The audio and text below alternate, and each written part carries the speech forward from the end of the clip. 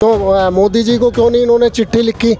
कभी जब पहले कभी ये बंगाल गए, बंगाल में इलेक्शन हुए, गुजरात इधर उधर सब जगह इलेक्शन हो रहे हैं। जब इलेक्शन हो रहे थे तो ये क्यों नहीं बोले उस समय चिट्ठी लिखने का ख्याल नहीं आया उन्हें? क्योंकि तो आप नाम देने से पीछे नहीं क्यों हट रहे हैं? नफरत इस समय जो सत्ता में बैठी है भाजपा फैला रही है, और उसी की लड़ाई राहुल गांधी लड़ रहे हैं। सुबह शाम मीडिया का एक ही काम है, हिंदू मुस्लिम हिंदू मुस्लिम हिंदू मुस्लिम। दूसरी चीजें आप मीडिया से अपेक्षा ही नहीं कर सकते। आप इन 70 सालों की उपलब्धियों के ऊपर ही प्रधानमंत्री बने हैं। मीडिया ऐसे में सिर्फ हिंदू मुस्लिम ही दिखाता रहता है। जो असली मुद्दे हैं, बेरोजगारी है, महंगाई है, भ्रष्टाचार है, नफरत है देश में, जिसके लिए राहुल गांधी लड़ाई लड़ रहे हैं, ये दिखाना चाहिए। मीडिया बिल्कुल एक तरफा मोदी जी के दिन रात गुणगान करते हैं। सिर्फ देश का एक ही नेता है जिससे घबराहट इन भाजपा वालों को है। इनको रात को नींद में भी सपने राहुल गांधी के ही आते होंगे। हेडलाइन जो होती है उसको आप देखिए, उसमें क्या लिखा होता है? उसमें मोदी की तारीफें ही होती है और बीजेपी की तारीफ होती है। मीडिया का बताया मीडिया दो गुट में मीडिया एक ही गुट में बन रही है। मीडिया इस समय सिर्फ और सिर्फ मीडिया नहीं, गोदी मीडिया है, और इस समय सिर्फ और सिर्फ मोदी की भक्ति में लगी है। इसके अलावा फासला बहुत कम रह गया। लाल किले की प्राचीर के नीचे लाल बत्ती पर राहुल गांधी ने भाषण दिया है, और 2024 में लाल किले के ऊपर से भाषण देंगे। फासला बहुत कम है। नमस्कार, मैं हूं प्रेम शंकर। इस वक्त हम दिल्ली के लाल किला के पास स्थित हैं, और अभी जैसे कि आप जानते हैं कि राहुल गांधी भारत जोड़ो यात्रा चला रहे हैं, और यात्रा का आज 108 दिन व्यतीत हो चुका है। आज राहुल गांधी जी दिल्ली पहुंचकर 9 दिन के लिए उन्होंने विश्राम लिया है, चूँकि और भी काम है। हमारे साथ हैं अनिल जी। नमस्कार, बहुत बहुत स्वागत है सर। क्या लग रहा है, ये जो भारत जोड़ो यात्रा चल रहा है, इसके किस प्रकार से सकारात्मक परिणाम आएंगे? भारत जोड़ो यात्रा जो है, आज वक्त की बहुत बड़ी सख्त ज़रूरत है।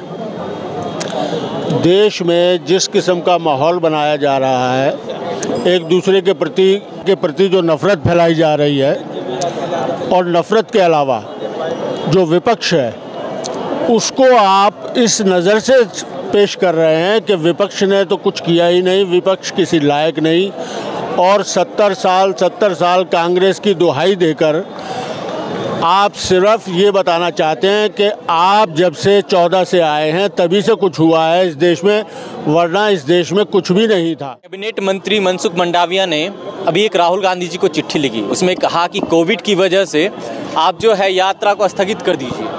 कितना सही है ये? देखिए, अगर कोविड की मारामारी होती तो हम और आप भी यहाँ नहीं होते। अगर ऐसा होता तो हमारी पार्टी या हमारे नेता इतने नादान या अनाड़ी नहीं है कि वो इस बात को नहीं मानते।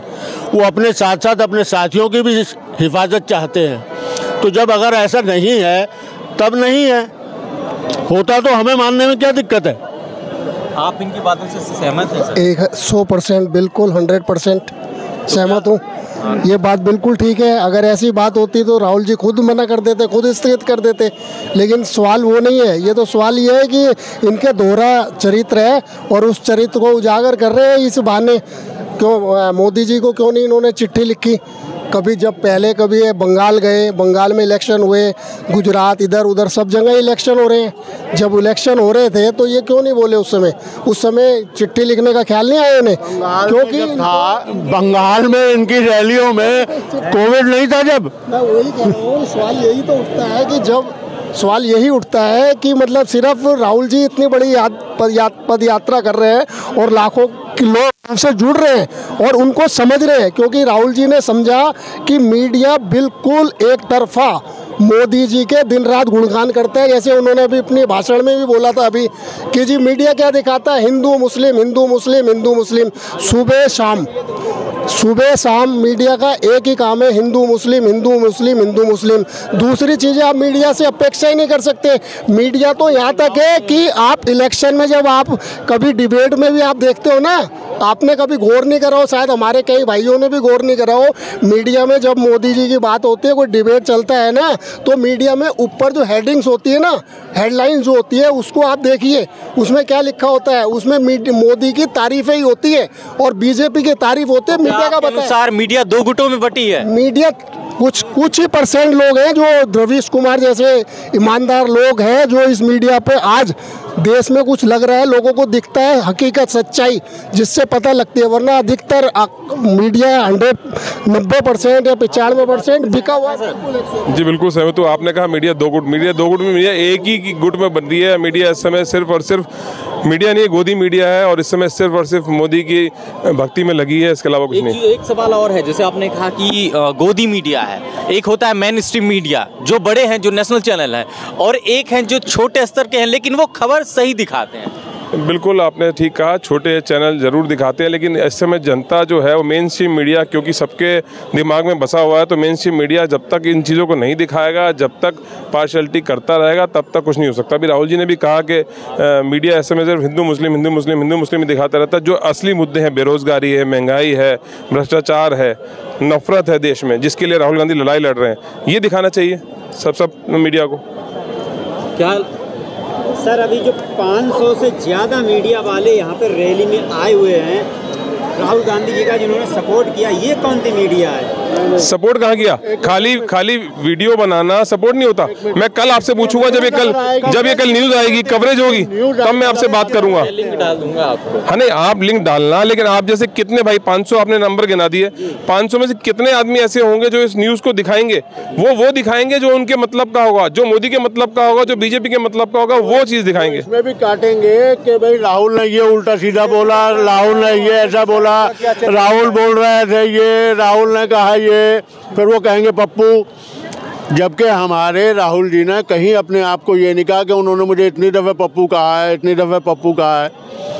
उन्होंने तो अब गंभीरता से ये कहा कि मैंने चुप्पी लगा के रखी, तो मान लिए, तो एक मान नहीं लिया, मतलब ऐसा कि वो मान लिए है, ऐसा बात आप बोलना चाह रहे हैं? नहीं ऐसा कुछ नहीं कि मतलब वो चुप्पी लगा के बैठे हैं कि तो मान लिया कि हम पप्पू ही है, ऐसा? नहीं, पप्पू मान लेने की बात ही नहीं है, वो उसके अपनी समझ है, वो अपने। हाँ ठीक है। एक बड़ा सवाल ये भी है कि राहुल गांधी की इस भारत जोड़ो यात्रा से 2024 में कितना परिवर्तन होगा, एक बड़ा सवाल है। क्या लगता है 2024 में कितना बदलाव आएगा? ये तो मेरे से आप ज़्यादा जानते हैं। जो भीड़ आपने आज जो यहाँ जनसमूह देखा, उससे आपको अंदाज़ा लगी गया होगा कि लोग इस समय नफरत को छोड़कर देश जोड़ने के लिए राहुल गांधी जो निकले हैं। पूरा जनसैलाब राहुल गांधी के साथ है। पूरे देश में जो यात्रा राहुल गांधी जी कर रहे हैं, लोग जो मिल रहे हैं, जिस तरीके से लोगों को प्यार और समर्थन मिल रहा है, 2024 में इसका असर आपको जरूर देखने को मिलेगा। नफरत कौन फैला रहा है? ये सवाल आप अपने आप से कीजिए। मैं तो पूछूंगा ये सवाल मैं नहीं बोलूंगा, वो आप बोलेंगे। ये भाषा आप उन्हीं की बोल रहे हैं जो है। नहीं, तो आप नाम लेने से पीछे नहीं, क्यों हट रहे हैं? नफरत जिस समय जो सत्ता में बैठी है भाजपा फैला रही है, और उसी की लड़ाई राहुल गांधी लड़ रहे हैं। ये चीज सबको पता है, बताने की जरूरत नहीं है। तो आपको भी पता है, मुझे भी पता है कि भाजपा इस समय सत्ता में है और नफरत फैलाने का ये लोग काम देश में कर रहे हैं, और उस नफरत को छोड़कर देश जोड़ने के लिए राहुल गांधी निकले हैं। और आज आपने माहौल देखा है, इसका 2024 में असर देखने को जरूर मिलेगा। एक बड़ा सवाल ये भी है कि बीजेपी के नेता कहते हैं कि राहुल गांधी को भारत जोड़ो यात्रा नहीं, कांग्रेस जोड़ो यात्रा निकालनी चाहिए। क्या लगता है, मतलब ये कहाँ तक बयान सही है? देखिए, बयान का जहाँ तक सवाल है, ये लोग बौखला रहे हैं, घबराहट है, देश इनके दिल में घबराहट है इस बात को लेकर के। जिस तरीके से लोग जुड़ रहे हैं, तो इनको लग रहा है कोई ना कोई इनका कोई ना कोई प्रवक्ता आता है, कभी कोई बयान देता है, कभी कोई बयान देता है। तो इनके बयानों पे नहीं जाना चाहिए, हमें देखना चाहिए कि असली माहौल क्या है और राहुल गांधी किन मुद्दों को उठा रहे हैं और किन मुद्दों पे बात कर रहे हैं। हमें वो उस पर ध्यान देना चाहिए। और मैं आपको भी ये सलाह देता हूँ, आप भी उन मुद्दों को दिखाइए जिन मुद्दों के लिए राहुल गांधी लड़ाई लड़ रहे हैं। इस यात्रा का इसके ऊपर एक बात मैं ये इन्हीं के राहुल जी की बात को जोड़ूंगा। जब हमारी कांग्रेस या हमारे राहुल उनकी नज़र में कुछ है ही नहीं, तो उन्हें परेशानी क्या है? वो रहने दो, हम अपने आप जुड़ेंगे, जोड़ते रहेंगे। वो उनको क्या चिंता है?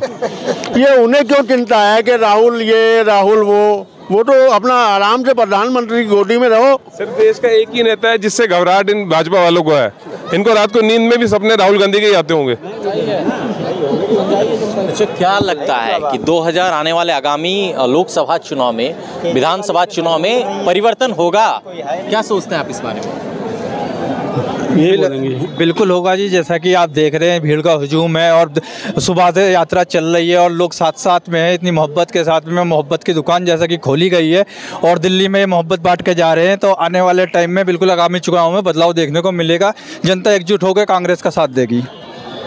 क्या फिर सत्ता परिवर्तन होगा 2024 में? कौन सी सत्ता का परिवर्तन चाहते हैं आप? लोकसभा, क्योंकि अरे वही होता है एक तरीके से सत्ता परिवर्तन जो मैं ना। देखिए लोगों के दिमाग में भ्रम था, तकरीबन वो काफ़ी दूर हो गया है और ये यात्रा और इस यात्रा का फल आपको 24 में ज़रूर नज़र आएगा। फासला बहुत कम रह गया। लाल किले की प्राचीर के नीचे लाल बत्ती पर राहुल गांधी ने भाषण दिया है और 2024 में लाल किले के ऊपर से भाषण देंगे। बहुत ही बढ़िया, फासला बहुत कम है।